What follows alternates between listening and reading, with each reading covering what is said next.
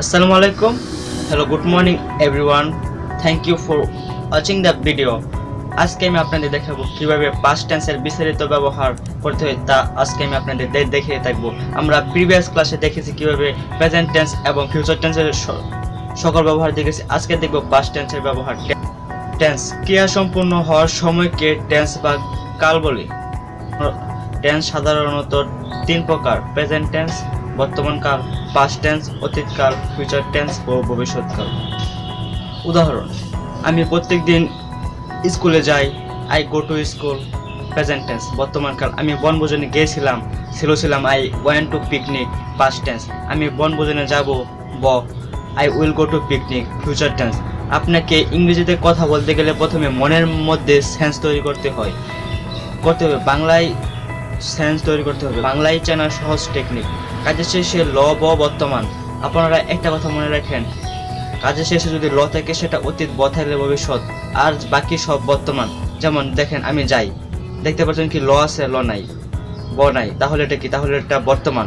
আপনি যেখানে দেখবেন কাজের শেষে ল, সেটা অতীত, আর কাজের শেষে ব থাকলে সেটা হবে ভবিষ্যৎ, আর যদি ল নাই, ব নাই, তাহলে সেটা হবে বর্তমান। পাস্ট ইনডিফিনিট টেন্স সাধারণত কোনো কাজ অতীতে হয়েছিল বা ঘটেছিল বোঝায়, তবে সেই টেন্সকে পাস্ট ইনডিফিনিট টেন্স বলা হয়। স্ট্রাকচার: সাবজেক্ট, মেইন ভার্ব এর পাস্ট ফর্ম, অবজেক্ট। আপনারা বারবার কেন সাবজেক্ট অবজেক্ট বলতে হয়? আপনারা তো জানেনই, একটা সেন্টেন্সে প্রথমে সাবজেক্ট নিতে হয়, শেষে অবজেক্ট নিতে হয়, তাহলে আপনাকে কেন বারবার বলতে হবে প্রথমে সাবজেক্ট শেষে অবজেক্ট? আপনি প্রথমে সাবজেক্ট বাদ দিলেন, প্রথমে সাবজেক্ট বাদ, শেষে অবজেক্ট বাদ, তাহলে আপনি শুধু পাস্ট ইনডিফিনিট টেন্সের ক্ষেত্রে মনে রাখবেন ভার্বের past form past indefinite tense, আর প্রেজেন্ট ইনডিফিনিট টেন্সের একই কথা, ভার্বের present form present indefinite tense. শুধু ফিউচার ইনডিফিনিট টেন্স করতে গেলে আপনাকে একটা মডেল ভার্বের প্রয়োজন, সেটা হয় উইল। সেটা শুধু ফিউচার ইনডিফিনিট টেন্সের ক্ষেত্রে। প্রেজেন্ট ইনডিফিনিট টেন্সের ক্ষেত্রে ভার্বের present form present indefinite tense, আর পাস্ট ইনডিফিনিট টেন্সের ক্ষেত্রে ভার্বের past form past indefinite tense. আমরা পাস্ট ইনডিফিনিট টেন্স ইংরেজিতে চিনে থাকবো, ইংরেজিতে বুঝবো ভার্বের past form past indefinite tense, আর বাংলাতে চিনবো কাজের শেষে যদি ছিলাম থাকে তাহলে সেটা হবে পাস্ট ইনডিফিনিট টেন্স। যেমন আপনি কয়েকটা উদাহরণ লক্ষ্য করলে আপনি দেখতে পারবেন, আমি সত্যি তাকে ভালোবেসেছিলাম। আপনারা দেখতে পাচ্ছেন যে কাজের শেষে ছিলাম আছে, তাহলে সেটা কি? তাহলে সেটা হবে পাস্ট ইনডিফিনিট টেন্স। এটা হবে পাস্ট টেন্স, আর আপনাকে নিতে হবে পাস্ট ভার্বের পাস্ট ফর্ম। আই লাভ ইট, আমি ভালোবেসেছিলাম তাকে, আই লাভ ইট হিম। এখন সত্যি, really, I love it him really.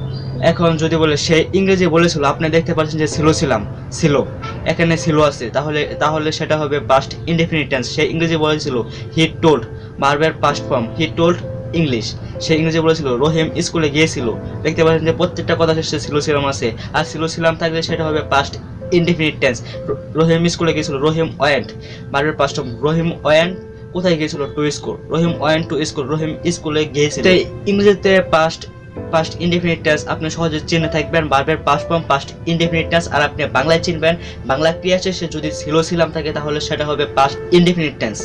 R past continuous tense কোনো কাজ অতীতে হইতেছিল, করতেছিল, চলতেছিল বোঝালে তাকে পাস্ট কন্টিনিউয়াস টেন্স বলে। আপনি পাস্ট কন্টিনিউয়াস টেন্সের বইয়ের স্ট্রাকচার দেখেন, পরে আমি আমার শর্টকাট টেকনিক কিভাবে স্ট্রাকচার ছোট করতে হয় তা আমি আপনাকে এখনই দেখিয়ে দেবো, আপনি দেখতে থাকেন। স্ট্রাকচার আপনি দেখে থাকেন, সাবজেক্ট ওয়াজ ওয়্যার, ভার্বের সাথে আইএনজি, অবজেক্ট। আপনাকে বারবার কেন বলতে হয় সাবজেক্ট অবজেক্ট ভার্বের সাথে আইএনজি, সাবজেক্ট অবজেক্ট ভার্বের সাথে আইএনজি? আপনি তো জানেনই, প্রত্যেকটা সেন্টেন্সের প্রথমে সাবজেক্ট নিতে হয়, শেষে অবজেক্ট নিতে হয়। তাহলে আপনাকে এত নমুনা দরকার নেই, আপনি সহজ কিভাবে শিখবেন সেটা আপনি মাথায় ঢোকান। সহজ টেকনিক কিভাবে শিখবেন সেটা আপনি শেখেন। আপনাকে এত ঝামেলা যাওয়ার দরকার নাই। আপনি সাবজেক্ট প্রথমে বাদ দিলেন, সাবজেক্ট বাদ, অবজেক্ট বাদ, আর আইএনজি। আর আপনি আইএনজি সবসময় মূল ভাবে সাথে হয়, আইএনজি কিন্তু সবসময় মূল ভাবে সাথে হয়। তাহলে আপনাকে কেন বারবার বলতে হবে মূল ভাবে সাথে আইএনজি? আপনি আইএনজিও ভুলে যান, আপনি শুধু মনে রাখেন অজয়ের আইএনজি, সেটা হবে পাস্ট কন্টিনিউয়াস টেন্স। আপনি যদি বইয়ের স্ট্রাকচারে আবার যেতে চান তাহলে ওয়াজয়ের সামনে সাবজেক্ট বসিয়ে দেন, আবার আইএনজি শেষে অবজেক্ট বসিয়ে দেন, তাহলে আপনি দেখতে পারবেন যে সেম টু সেম বইয়ের স্ট্রাকচার তৈরি হয়ে যাচ্ছে। আপনাকে এত আপনাকে এত কঠিন করে শেখার কোনো প্রশ্ন মানে আসে না। আপনি কিভাবে সহজভাবে শিখবেন সেটা আপনাকে শিখতে হবে। আপনি কঠিনভাবে শিখলে হয়তো ভুলে যাবেন, আপনাকে মনে রাখা খুবই কষ্টকর হয়ে যাবে। এই কারণে আপনি কিভাবে সহজভাবে শিখবেন সেটা আপনাকে লক্ষ্য করে সামনের দিকে এগিয়ে যেতে হবে। এখন আপনি পাস্ট কন্টিনিউয়াস টেন্সের কয়েকটা উদাহরণ দেখলে আপনি বুঝতে পারবেন যে আপনি কয়েকটা উদাহরণ দেখেন। যেমন দেখেন, আমি স্কুলে যাইতেছিলাম। I was going to school. সে মাঠে ফুটবল খেলতেছিল। He was playing football in the field. তিনি ইংরেজি শিখাইতেছিলেন। হি ওয়াজ টিচিং। আর এখন যদি আপনি প্রিপোজিশন দিয়ে আপনি বাক্যকে বড় করতে চান, তাহলে আপনি যেমন বলতে পারেন, এখন যদি আপনি বলেন তিনি ইংরেজি শিখাইতেছিলেন সকাল থেকে, he was teaching English from morning, আপনি বলতে পারবেন। এখন আপনি পাস্ট কন্টিনিউয়াস টেন্স আপনি বাংলায় কিভাবে চিনবেন? আপনাকে বাংলায় যেভাবে চিনবেন সেটা হলো টেন্স চিনবো কিভাবে? বাংলাতে চিনবো কাজে শেষে তেছিলাম থাকলে সেটা হবে পাস্ট কন্টিনিউয়াস টেন্স। আর আমরা ইংরেজিতে চিনবো কিভাবে? আমরা ইংরেজিতে চিনবো আমরা যে বাক্যে দেখতে পারবো ওয়াজ ওয়ার ভার্বের সাথে এনজি, সেটা হবে past continuous tense. Was were ভার্বের সাথে এনজি, সেটা হবে পাস্ট কন্টিনিউয়াস টেন্স। আর আমরা বাংলাদেশে চিনবো কথা শেষে কাজ শেষে তেছিলাম থাকলে সেটা হবে পাস্ট কন্টিনিউয়াস টেন্স। যেমন আপনারা একটু আগে লক্ষ্য করে দেখলেন, আমি স্কুলে যাইতেছিলাম। I was going to school, দেখতে পাচ্ছি যে তেছিলাম। I was going to school, সে মাঠে ফুটবল খেলতেছিল। He was playing football in the field, সে মাঠে ফুটবল খেলতেছিল। তিনি ইংরেজি শিখাইতেছিলেন সকাল থেকে। He was teaching English from morning. আপনারা এভাবে পাস্ট কন্টিনিউয়াস টেন্স আপনারা চিনে থাকবেন। বাংলাতে চিনবেন কাজে শেষে তেছিলাম, সেটা হবে পাস্ট কন্টিনিউয়াস। আপনার ইংরেজিতে চিনবেন যে বাক্যে ওয়াজ ওয়ার ভার্বের সাথে আইএনজি দেওয়া আছে, সেটা হবে পাস্ট কন্টিনিউয়াস টেন্স। আপনারা এভাবে চিনে থাকবেন, আপনাদের এত টেনশন করার দরকার নাই। পাস্ট পারফেক্ট টেন্স বইয়ের সঙ্গে আমরা দেখে আসি। অতীতকালে দুইটা কাজ উল্লেখ থাকবে, যার একটি কাজ আগে ঘটবে আর একটি কাজ পরে ঘটবে। যে কাজটি আগে ঘটবে সেটি পাস্ট পারফেক্ট টেন্স এবং যে কাজটি পরে ঘটবে সেটি past indefinite tense. Past perfect টেন্সের স্ট্রাকচার যেভাবে দেওয়া আছে আপনি স্ক্রিনে দেখে নেন। দেখেন, subject, head, past participle, object. আপনাকে কেন বারবার সাবজেক্ট এবং অবজেক্ট বলতে হয় এবং পাস্ট পার্টিসিপল?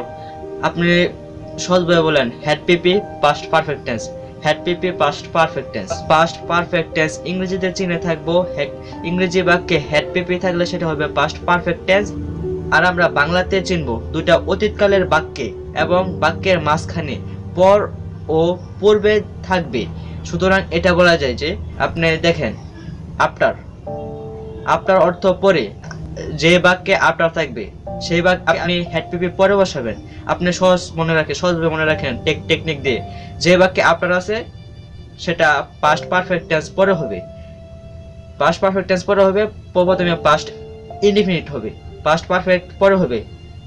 যে বাক্যে আফটার আছে, আফটার অর্থ পরে, আপনাকে বলা হয়েছে আফটার পরে, তাহলে আপনাকে বসাতে হবে হেড পিপি তুমি পরে বসাও, আর পাস্ট ইনডিফিনিট টেন্স আগে হবে। আর যে বাক্যে আপনি দেখতে পারবেন পূর্বে অথবা আগে দেওয়া আছে সে বাক্যে আপনাকে বলা হয়েছে হেড পিপি আগে বসাও, পাস্ট ইনডিফিনিট টেন্স পরে বসাও, পাস্ট ফর্ম পরে বসাও। আপনি একটা হেড পিপি হলে আরেকটা পাস্ট ফর্ম হবে, একটা হেড পিপি হলে একটা পাস্ট ফর্ম হবে। আপনি মূলে লক্ষ্য করেন, আফটার অর্থ পরে, তাহলে আপনাকে হেড পিপি পরে বসাতে হবে। আর পাস্ট একটা হেড পিপি হলে আরেকটা পাস্ট ফর্ম হবে। আর বিফোর অর্থ হচ্ছে পূর্বে অথবা আগে, তাহলে আপনাকে আগে হেড পিপি বসাতে হবে।